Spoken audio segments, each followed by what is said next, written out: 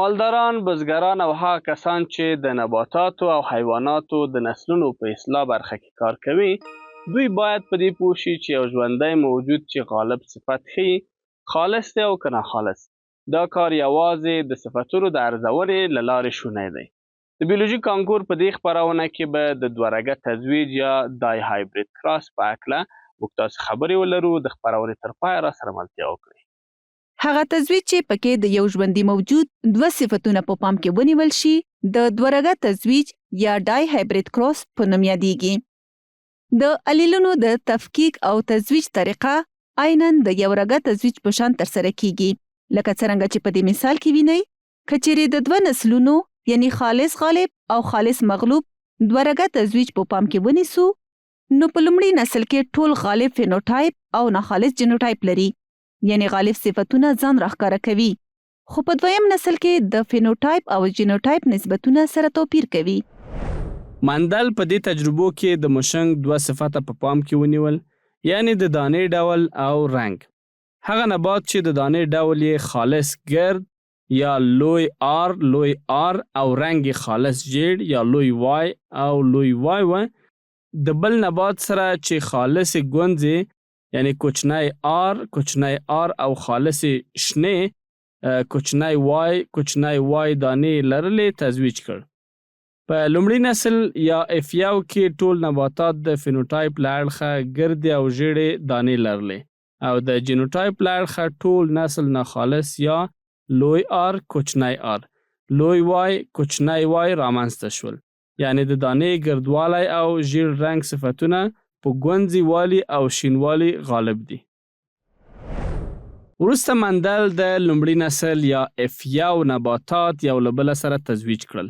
دلته 4 ډوله ګمیتونه رامنځته شول: لوی آر لوی وای، لوی آر کوچنی وای، کوچنی آر لوی وای، کوچنی آر کوچنی وای. کله چې تزویج ترسره شي 14 احتمال رامنځته کیږي چې د فینوټایپ له مخې 9 دانې ژیړې او ګردې دي، 3 دانې ګردې او شنې دي، 3 دانې ګونځې او ژیړې دي، او وروستۍ یوه دانه ګونځې او شنه ده. نو په F2 نسل کې د فینوټایپ نسبت دی 1 په نسبت د 3 په نسبت د 3 په نسبت د 9. یا په بله وینا په دویم نسل یا F2 کې 9 تخمونه ګرد او زیړ دي، یعنی دواړه صفتونه غالب دي. وروسته 3 تخمونه ګرد او شنه دي، یعنی یو صفت غالب او بل مغلوب دی، او ورپسې 3 تخمونه ګونځې او زیړ دي، یعنی بیا هم یو صفت غالب او بل مغلوب دی، او په پای کې یو تخم ګونځې او شین دی، یعنی دواړه پټ صفتونه دي. د دوه رګه تزویج په اړه پوه شوئ، خو آیا پوهیږئ چې 3 رګه تزویج یا ترای هایبرید او 4 رګه تزویج یا پول هایبرید هم شتون لري؟ که په یو تزویج کې 3 ځانګړتیاوې په پام کې ونیول شي، د 3 رګه تزویج یا ترای هایبرید کراس په نوم یادیږي. خو کله 3 څخه ډېرې ځانګړتیاوې په تزویج کې په پام کې ونیول شي، پولي هایبرید کراس بلل کیږي.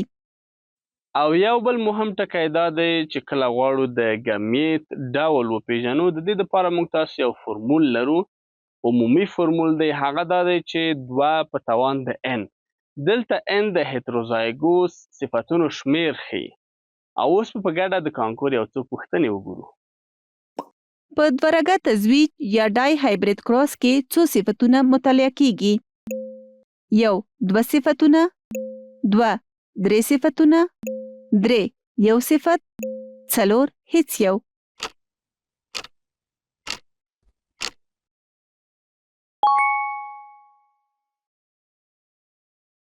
که دوه ژوندي موجودات چې د 3 صفتونو له مخې له یو بل سره توپیر لري سره تزویج شي، دا تزویج په کوم نوم یادیږي؟ 1 یو رګه تزویج، 2 دوه رګه تزویج، 3 3 رګه تزویج، 4 څو رګه تزویج.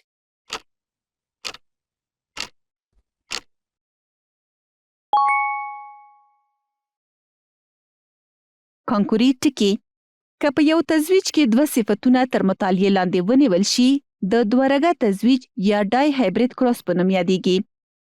که یو خالص ګرد او زیړ تخم لرونکي نبات د یو خالص ګونځي او شین تخم لرونکي نبات سره تزویج شي، د دانې ګردوالی پر ګونځیوالي او زیړ رنګ پر شنه غالب دی. د ګامیټ ډول معلومولو لپاره عمومي فرمول 2 د n دی چې n د هیتروزایګس صفتونو شمیر ته ویل کیږي. د بیولوژي کانکور اوسنۍ خپرونه مو همدومره وه. تر بلې خپرونې مو په لوی خدای سپارم. ښې چارې.